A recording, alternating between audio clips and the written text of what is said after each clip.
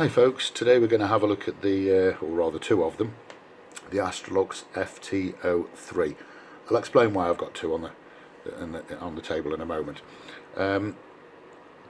This particular model from Astrolux, the FT03, is very much at the budget end of the scale. You can pick these up for about £25, give or take. If you can catch them on sale, it might vary by, £5, $5 either way. And getting to the point of the matter, I suppose one of the first things that I always consider or look for when presented with a budget flashlight is, what are the drawbacks, what are the faults, what have they done to produce something at that particular cost. Now, first and foremost, I'm really impressed with these, hence the video. I don't normally bother reviewing anything if I think it's junk myself, or if it's something that I wouldn't want to use, but this particular model is most definitely an exception. So let's run through kind of the first impressions. It turns up very well boxed indeed, and very well packaged, if that's important to you. It probably isn't to me, but it just sets the tone, doesn't it? We come with an adapter, so we can use an 18650. We'll take a 2070 or a 26650. We've got a lanyard and a spare O-ring, and probably the smallest print manual I've ever seen in my life.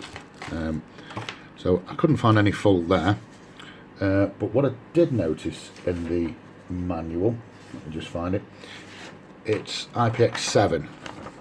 Most of the torches come on.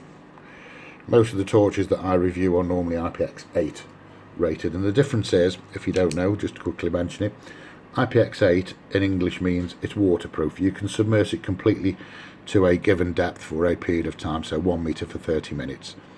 The Astrolux FT03 is protection against direct high pressure jets, so it's going to take more than splashes of water dropping over it to get in and cause a problem with the torch, but it's not waterproof. You can't go and immerse it in water. So that was the first thing that I noticed that would justify the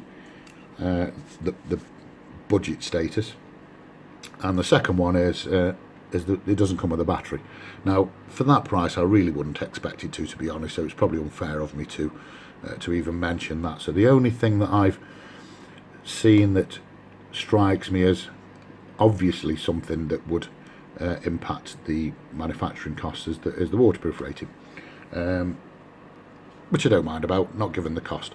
Now, trying to find any other, shall we say, cuts, emissions for the sake of lowering the price, that's where everything switched around completely the other way.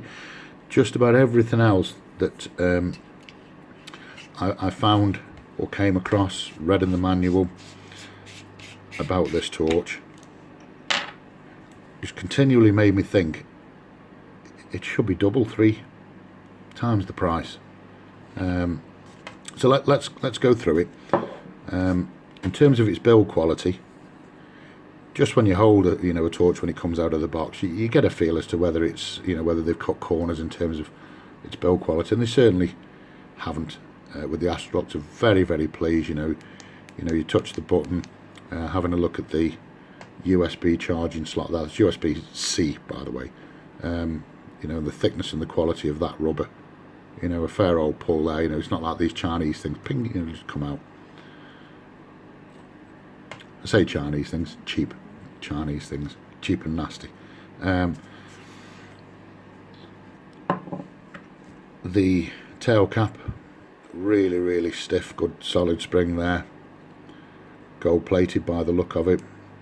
I'm not seeing anything at all that jumps out and said, oh yes, they've saved some money by doing X, Y or Z.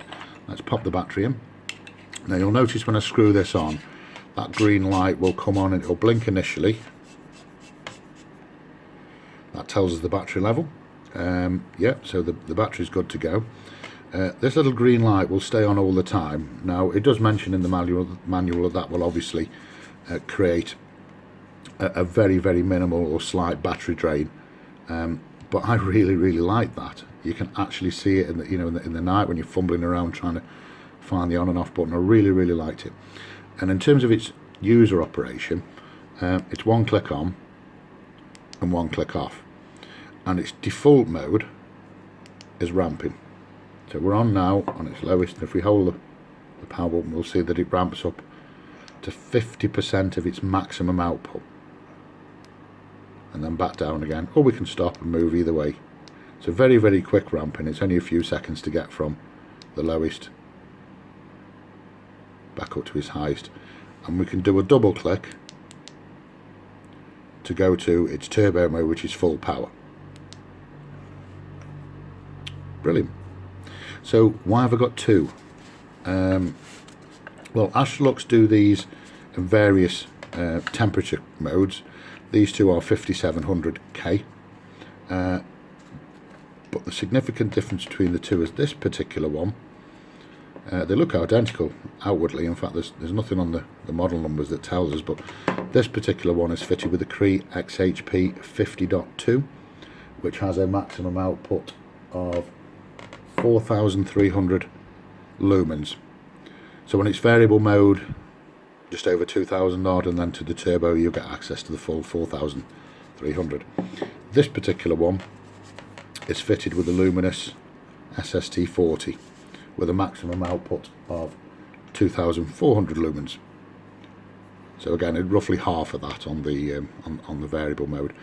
But aside from the actual LED, everything else is identical in terms of the operation. Obviously the run times will be different, as will the performance. Now the Cree XHP 50 is rated around 730 meters, and the SST40 about 100 meters more. And I have used these two quite a bit, and yeah, this one throws out, you know, more light as you'd expect it to do, and this one's a little bit more of a throwy type beam. I wouldn't like to choose between them, to be honest. But I'll show them you later when we take them out and have a look. The one other thing that I will briefly mention, but not go into too much, is the this tiny little user manual here that I mentioned, which fortunately you can get a much larger version to print off. And this was the thing that, you know, really startled me. You know, when I mentioned earlier on, I'm always trying to find, you know, how they produced a budget light, you know, for that cost. You know, what are they cut or skimped on? Now, in terms of its UI, which we've already touched on very briefly, we've actually got a hell of a lot more behind it.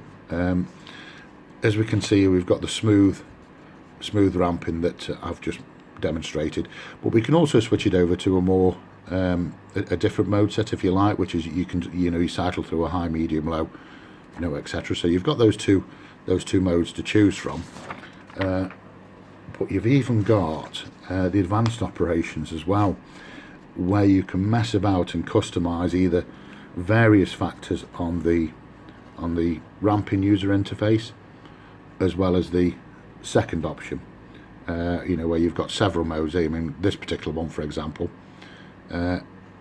it's just 100% on and off, that's it. or we can set it to, you know, whatever we want using one of 12. We can have the strobe mode on or off. We can have how the button LED works, and it tells us there what's defaulted and what isn't, and how to change them. On the ramping mode, we can set, you know, all manner of things. You know, so you know, the auto, the ramping, the auto step down, we can set at a temperature, or we can change it for 60 seconds, 90 seconds, 2 minutes, 3, 5, 7 minutes, so forth. You can just mess about with so much, and that was such a surprise to see that, you know, that this functionality and that user interface on essentially a budget light. And I'm going to have to stop using that term, budget light, because I'm so impressed with both of these two for that price. Absolutely amazing. So we'll take them out and I'll show you what they can do after dark. Hi folks, so I've got the FT03s with me. As you can see, the green power button there, very easily located in the dark. It's coming on its lowest mode at the moment on the variable, which you can't see, so I'll very quickly ramp up. And as you can see, sorry, let me swap hands. As you can see, it's a very, very concentrated throwy beam. And you get to this type of distance here, the camera's really struggling with that. The central spot is kind of washing out the ability to the camera to correctly autofocus that. And as you can see, it cuts down that particular path in these woods here very, very easily. So let's just go into its variable mode. You can see that ramps very, very quickly, and then into turbo. Yep. Let's pause and swap over. Now we've got the 50.2 version. The first one we looked at was the SST40. This is a much more, I was going to say balanced beam, but no, it's between balanced and thrower. And using the variable mode, we can see there how quickly it ramps, and then onto the turbo. And that's really throwing out an impressive amount of light there at 4,000 lumens. Let's put it alongside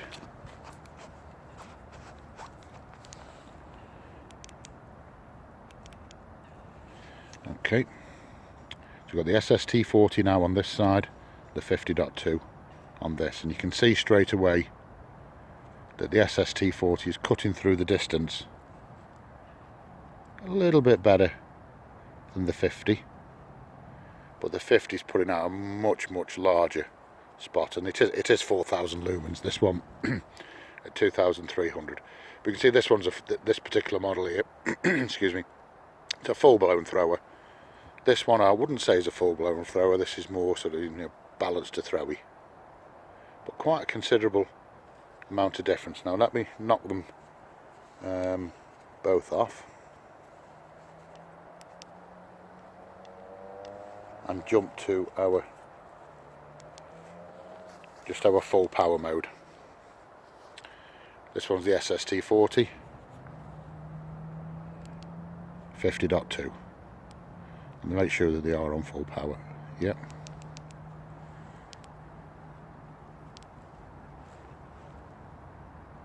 There we go. SST40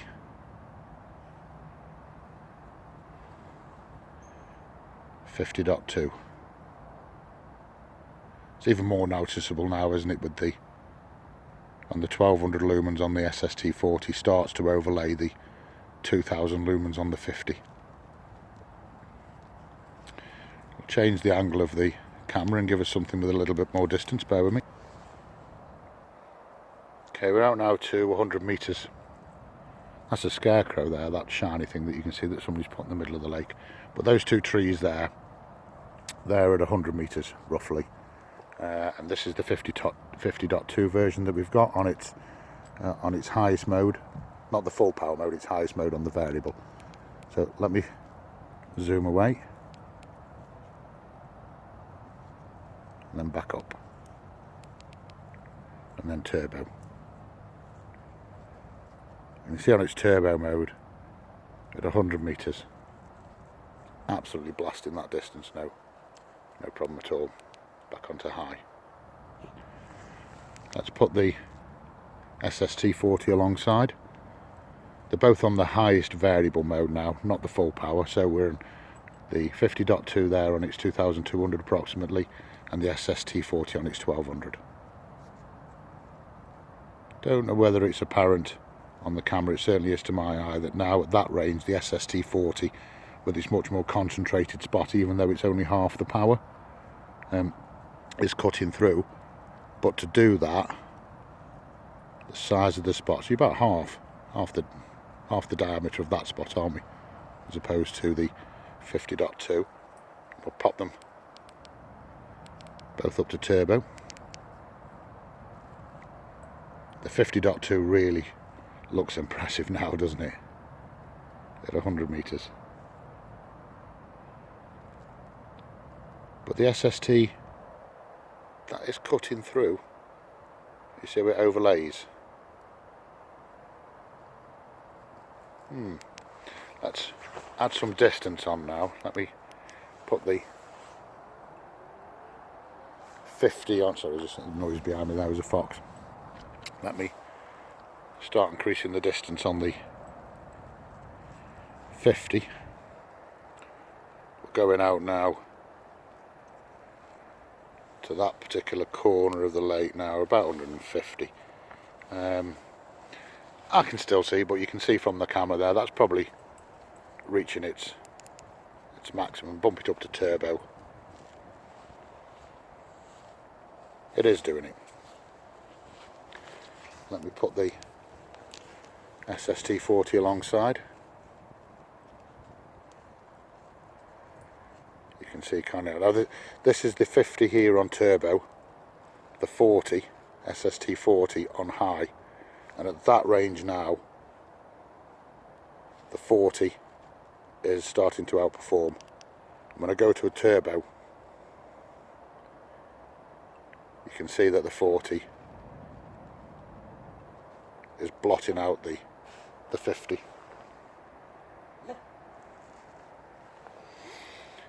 My dog barking in the background there. So let's bring this as we move from that maximum distance where, well, the maximum distance that I can see, and let's move up alongside this lake here. Just put it on its fullest power.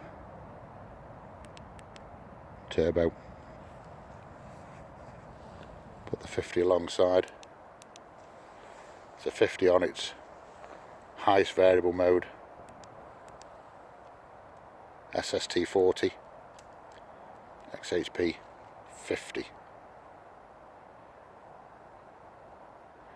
It's even more noticeable now, isn't it? I don't know what we're getting there, 120, 125.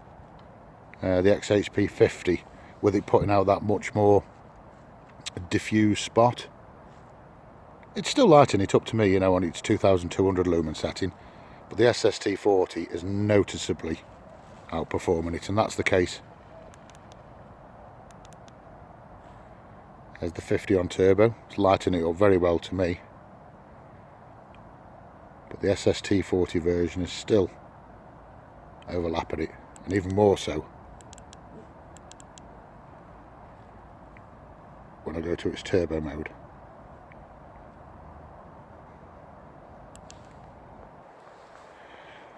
So completely different. The SST is a slightly different colour tone as well. I don't know whether you can notice that. They're both the 5700s, but they're slightly different on the SST40. That's the high mode on both. When we come back to that kind of 100 metres distance,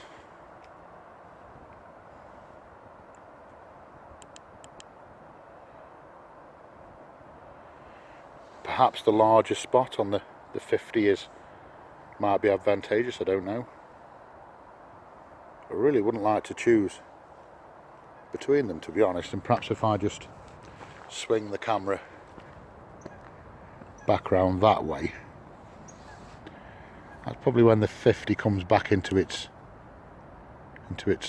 own again, doesn't it? Because it's got a much more larger and broader spot as opposed to the concentrated beam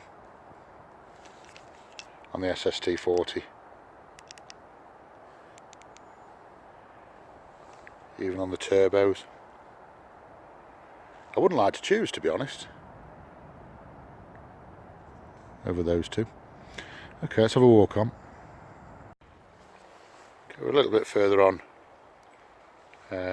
now, folks, and I've got the 50.2 version still, and I've kept this one on.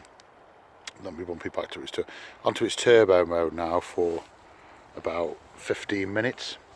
It mentioned in the manual that it was a temperature control step down, but didn't state what that temperature was. I'd expect the 50.2 to get hotter quicker than the SST40. It is a very, very cold night tonight, so that might be skewing the results, but it hasn't stepped down so far, and it's not feeling hot, it's very slightly warm, so that might be the size of the head and the heat sinking that's doing that, or it might just be that it's an exceptionally cold night. But it wasn't. One of the other budget lights I tested, the Convoy M3, it was stepping down after sort of 60 seconds, even on a really cold night when it wasn't hot. I was really disappointed with that, and that's probably what I was on about earlier on with you know, what compromises have been made when you were looking at a budget light, and I'm just not seeing how they've managed to manufacture something as good as either of them. This one is the 50.2 or you know, the SST40. How they've managed to do it for that particular price. And let's just pop the 40 on alongside and put that one on turbo as well. Which one do I prefer out of the two? I'm just going to pause this because there's some chap walking up alongside me with a dog. Just bear with me. Yeah, so I just pressed pause there with some chap walking his dog. We're probably wondering what on earth's going on with this flashlight show. Yeah, so I think I was saying there, I just don't know how they've managed to produce either of these two models for in the price range that they have. I'm just not seeing any kind of compromise other than the two things that I mentioned right at the beginning of IPX7 instead of 8, and the fact that it doesn't come with a battery, which is really hardly a complaint at all. And insofar as which one of these two would I choose, well, do you know what, I really don't know.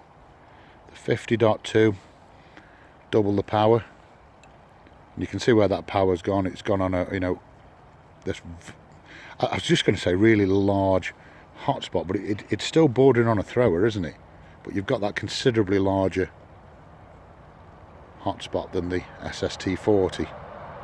I really wouldn't like to choose between the two.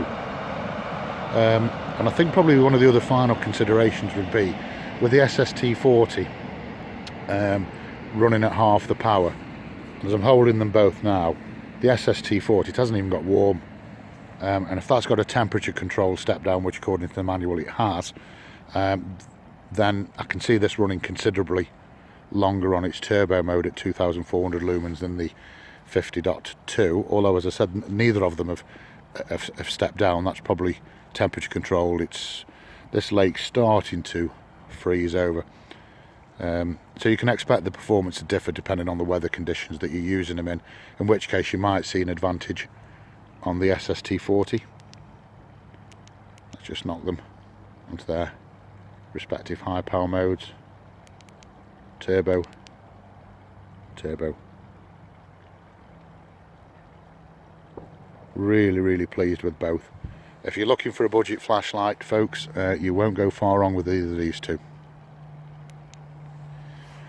Catch you later. Hi folks, I'm back in with both of the versions of the Astrolux. What I wanted to do, I didn't notice any particular step down in power when I was out tonight, and I suspected that was to do with literally how cold it was. That lake was starting to ice over, and I was using the 50.2 model and it didn't step down, and in the manual it says the default is step down based on temperature.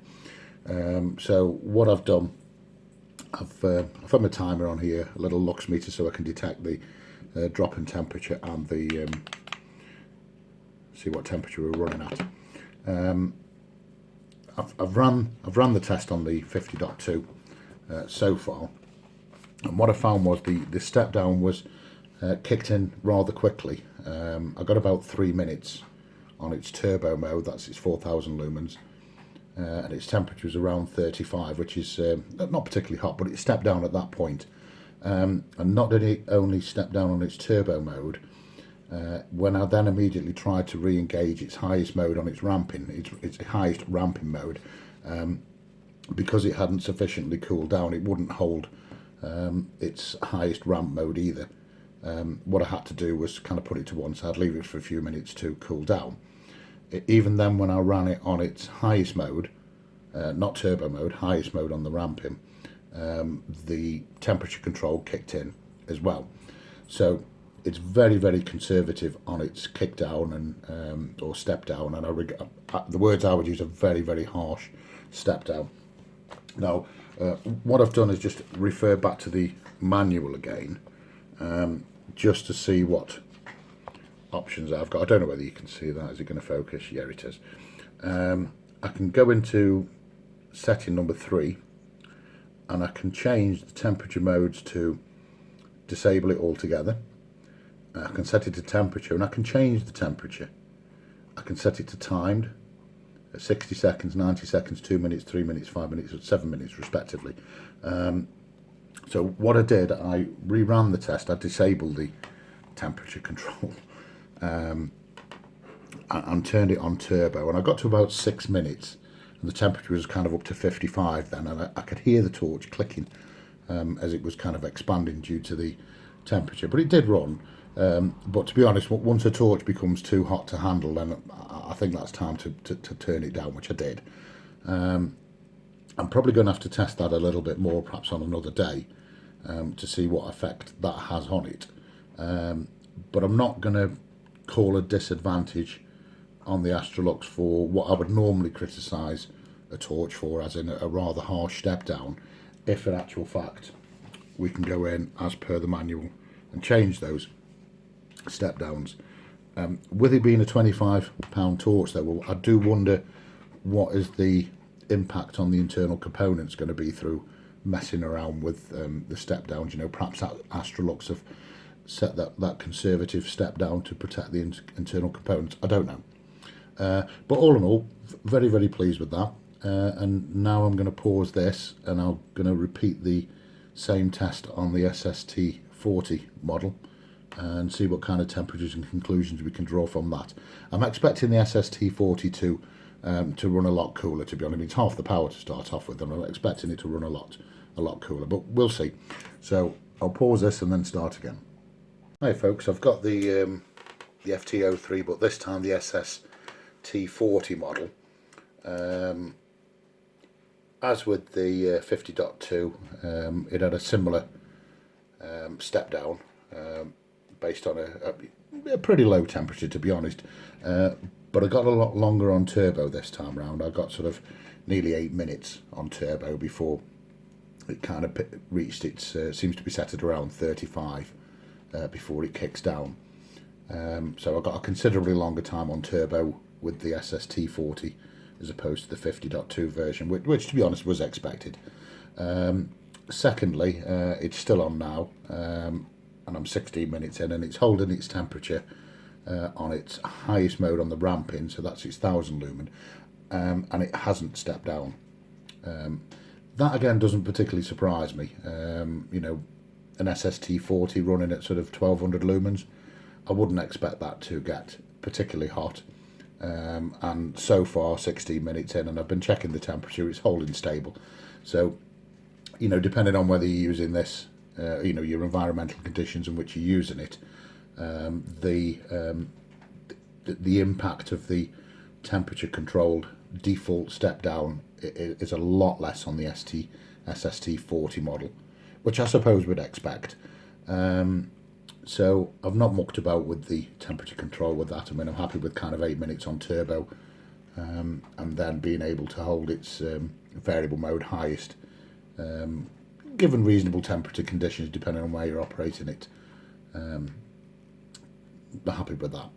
So in conclusion, we saw the beam shots earlier on, and I commented on the video there. I wasn't sure which one I would like to choose out of the two. The 50.2 version, with having that much higher diameter hotspot, if you like, I'd probably say that was in between a balanced and throwy type beam. But with it being the 50.2, it's got those rather harsh step downs, which we can mess with. But remember my comments about, you know, what kind of impact is that going to have on the components? I don't know. The SST version, a lot more forgiving. Much more forgiving. So I don't know. I really wouldn't like to say which out of the two I prefer, and I'd probably say if you want to leave it on its factory setting and be safe, go for the SST40 model. If you do want that larger hotspot and a little bit more power, then you're going to have to accept the the hard step down, the rather harsh and hard step down on the 50.2 model, or start messing about with the temperature settings. And then I guess it's buyer beware if you want to do that. It doesn't bother me. I mean, I'm going to leave the 50.2 now with the temperature control disabled, and I'll adjust its power accordingly when I think it's getting too hot, and I'll be leaving the SST40 model on its default.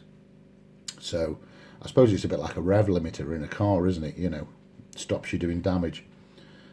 So that's my review of the FT03, and in conclusion, for the price, both of them are absolutely outstanding.